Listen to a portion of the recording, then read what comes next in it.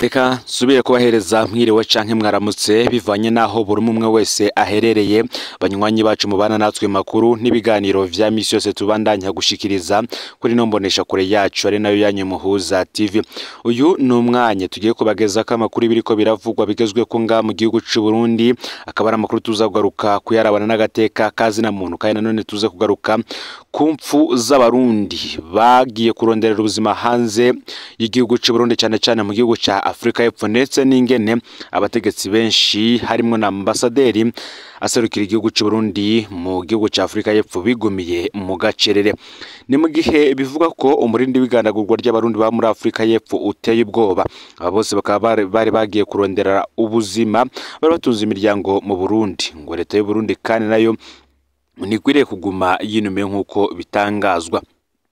Abarundi bari mu gihugu ca Afrika y'Epfo, cyane cyane aba mu gisagara ca Cape Town, ntiborohewe, basigaye babayeho bariko barashira hamwe intererano zo guhamba bagenzi babo. Muri mu ndwi iheze hashinguye batatu, kandi mu ndwi yabanjirije yidusozereye hari hashinguye abandi babiri. N'imiburiburi abarundi 8 barishwe mu kiringo c'ukwezi kumwe hagati ya Ntwarante na Ndamukiza uyu mwaka w'2024. Hari kandi abatubwiye ko abishwe bashobora kuba ari 9 muri ico kiringo gusa. Abarundi bakaba babajwe n'agacerere k'abategetsi b'u Burundi be n'abaserukira Uburundi muri Afrika y'Epfo. Nkuko mubibona kuri iyo foto iri muri iyi video, tugiye kubageza ko amazina yaba bose ukari 8. Iyo foto ya mbere ni umurundi yishwe kwa kane uheze, hakaba ari kwigenekerezo ya 18 Ndamukiza uyu mwaka w'2024. Uyu yarasiwe mu butike yakoreramwo, izina ryiwe ntiturorimenya, uwo mumenya yo mushira muri commentaire. Ifoto ya kabiri ni Frank Shima yishwe kwigenekerezo ya 11 Ndamukiza uyu mwaka w'2024, nawe akaba yararasiwe mu butike yakoreramwo. Frank Shima akaba yavuka mu Kigwena mu ntara ya Rumonge, akaba agiye afise imyaka 26 gusa. Ifoto ya gatatu ni Elize Tuyisenge, yishwe kwigenekerezo y'indwi Ndamukiza uyu mwaka w'2024, yarasiwe mu butike nawe yakoreramwo. Ifoto ya kane akaba ari Paul Ndabahinyuye, yishwe kwigenekerezo ya 25 Ntwarante uyu mwaka w'2024, akaba yarasiwe mu butike yakoreramwo. Inyuma y'indwi zibiri gusa atanguye aka kazi mu gisagara ca Cape Town. Paul Ndabahinyuye nawe yavuka mu ntara ya Rumonge. Ifoto igira gatanu ni ya Vedaste Nkurunziza, yarashwe kwigenekerezo ya 24 Ndamukiza Ntwarante uyu mwaka w'2024 muri salon de coiffure yakoreramwo. Yaciye acikana rero kwigenekerezo ya gatanu Ndamukiza uyu mwaka w'2024. Ifoto ya gatandatu ni Adrien Nyandwi, yishwe igenekerezo ya 23 Ntwarante uyu mwaka w'2024, nawe akaba yararasiwe mu butike yakoreramwo ngaho mu gisagara ca Cape Town. Nyandwi Adrien yava mu ntara ya Rumonge. Ifoto y'indwi ni Raymond Ndikumana, yarashwe kwigenekerezo ya gatanu Ntwarante uyu mwaka w'2024 n'umugwi w'abanya Ethiopia. Raymond Ndikumana yavuka mu Ruziba. Ifoto igira 8 ni ya Jean Claude Ndayishimiye, yishwe kwigenekerezo ya gatanu Ntwarante uyu mwaka w'2024. Uyu akaba apfuye afise imyaka 20 gusa, nawe akaba aragiye mu gihugu ca Afrika y'Epfo agiye kurondererayo ubuzima kugira ngo arabe ko hari ico azigezako. Benshi rero bakaba bariko baragaya cyane leta y'u Burundi tava mu gacerere ku bw'iki kibazo c'abarundi bagoma barasirwa mu gihugu ca Afrika y'Epfo, ngo n'abaserukira igihugu c'u Burundi muri ico gihugu nabo bakaba bigumira mu gacerere atano gutohoza ikiriko kiratera impfu zaba barundi bariko baragwa muri ico gihugu. Ni mu gihe kandi mu ntara ya Bujumbura komine Ntahangwa, inyuma yo kugandagura umunyagihugu n'amahiri, abanyagihugu bakaba basaba ko atore kugwa. Hari umunyagihugu atamenyekanye umwidondoro yagandaguye ku munsi wa kane, nawe igenekerezo 18 Ndamukiza uyu mwaka w'2024 muri quartier Mirango ya mbere ya zone Kamenge. Ikiziga ciyo kikaba kiri mu buruhukiro bw'ibitaro rwa Karidi. Ese uwamugandaguye ninde? Uwamugandaguye yitwa Manirakiza Roger, akaba ari warongoye ico bita security muri quartier Mirango ya mbere. Roger kandi ni umushoferi w'umukenyezi Beninye Rurahinda, umukenyezi asirwa n'umuhisi General Adolphe Nshimirimana. ku munsi wa kane igenekerezo 18 ndamukiza uyu mwaka w'ibihumbi 2024 inyuma y'umutaga hafi hagati y'isaha 8 n'isaha 9 z'umurango niho Manirakiza Roger yafata uwo munyagihugu yamufatiye ku ibarabara rya 12 muri quartier Mirango aho benshi bita kuri Oberi akimufata rero yaciye amugereka ko n'amahiri arakubita buyoka ahabishe aharyoshe yamwagiriza ko hari ibintu yivye abanyagihugu babonye bikomeye baratabaye batesheroje kubandanya kubita uwo munyagihugu ariko naho batabaye umunyagihugu yari yamaze kuba ikiruruma.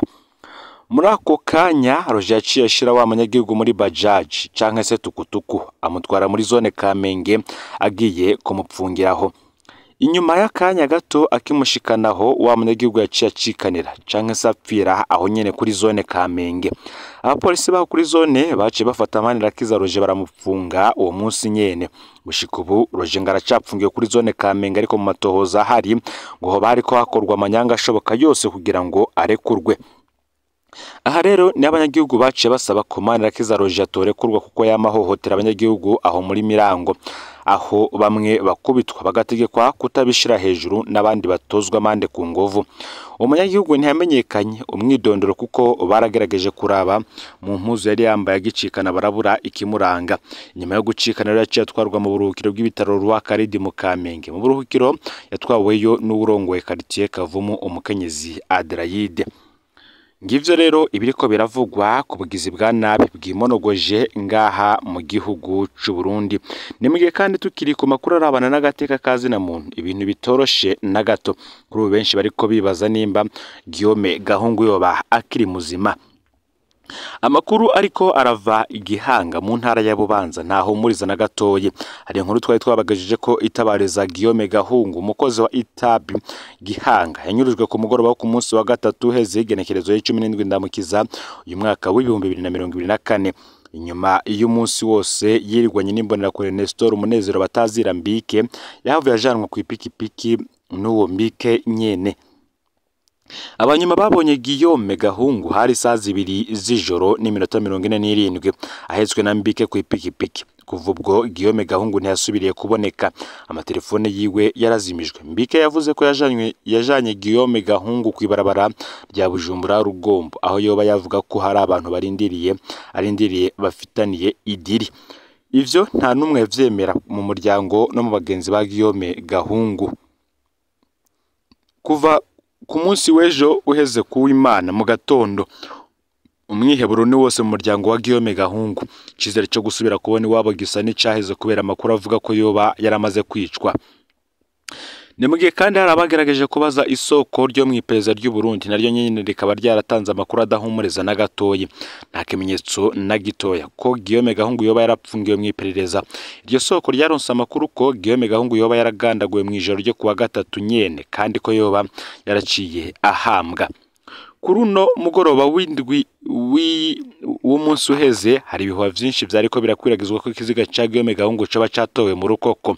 Ayo makuru akaba avuga ko hari ikinyuma kugeza ubu nta kiziga ca Guillaume Gahungu kiraboneka nk'uko tubimenyeshwa n'abaryango. Gusa amakuru yose turiko turaronka yemeza ko Guillaume Gahungu yafashwe n'iperereza ku mugoroba wo kuwa gatatu. Umukuru w'iperereza mu ntara ya Bubanza Pontier bigira uko uhiriwe ngo niwe wa mbere akwiriye kubazwa inyuruzwa rya Gahungu Guillaume nkuko bitangazwa. Kandi nanone muri kino gihe yigira uri karatohoza ariko nta no gufata Nestor Umunezero batazira Mbike ngo asigure iyo yajanye Guillaume Gahungu. Bamwe bati ni inkinamico nkuko vyama bimenyerewe cyane iyo hageze amatohoza yo kuraba abagiye barahemukira umuntu canke se bakica kananyuruza abantu. Ni nako kandi mu yandi makuru tugiye kubabwira ko tugiye kubageza Mugina aho abantu batari munsi ya babiri bapfire mu mvura y'igihuhusi. Imvura nyinshi yaraguye muri komine Mugina aho mu ntara ya Cibitoke buraruko bushira uburengero bw'igihugu kuva mu ndwi iheze. Mu ntwaro muri iyo komine bamenyesha ko hari abantu babiri bapfuye abandi benshi barakomeretse kandi amazu ashika 100 n'amahegitare amajana y'imirima yarononekaye. Abanyagihugu basaba gufashwa. Ibishe vyakozwe ko cyane ni imitumba ya Nyempundu, Nyamakarabo na kagurutsi kubw'abanyagihugu. Tuzindwi zibiri ibice vyacu vyaraguyemwo imvura nyinshi, abantu 2 barapfuye kandi 12 barakomereka. Twaharuye amazu arenga 100 n'imirima myinshi yononekaye, neka abanyagihugu bigana n'umwiheburo. Intwari gasigura ko isi yatwawe, amazu yose ararengerwa agwa ku bayabamwo, bituma abantu 2 bapfa, 12 nabo barakomereka. Imirima yononekaye ikaba igizwe ahanini n'ibiterwa vy'ibiharage, imirima y'ibitoke n'imyumbati, niko mu ntwaro babandanya basigura. Ku kibazo c'abanyagihugu basaba imfashanyo mu ntwaro bamenyesha ko ikenewe, ariko ko ico kibazo cashikanywe kubabakurira. Twaratanze icegeranyo, abakozwe kanini bakeneye aho baryama, ivyo kwifubika, ibipfungurwa, imiti hamwe n'ibikoresho vyo mu nzu bitomorwa no mu ntwaro. Ngahe rero amakuru yaragezwe ko muri kano kanya. Ufyonde subscribe canke sabone ni buteri wafyenda ko kugira ngo tuzicikanwe nadushikirizo, usangiza no makuru bagenza aho baherereye hose kugira ngo nabo baje bashikirwa nayo biriko biravugwa bigezwe ko ngaha mu gihugu c'u Burundi, hanze y'imbizi y'u Burundi ndetse no mu makungu ya kure. Nandi menshi turiko turategurira, nimuze kuja kure kandi turihanganishije imiryango yabuze ababo yo babiciwe mu gihugu ca Afrika y'Epfo mu gisagara ca Cape Town, ndetse na bose bagiye barahuza nibiza bitandukanye. Numuza TV Imana bahezagire.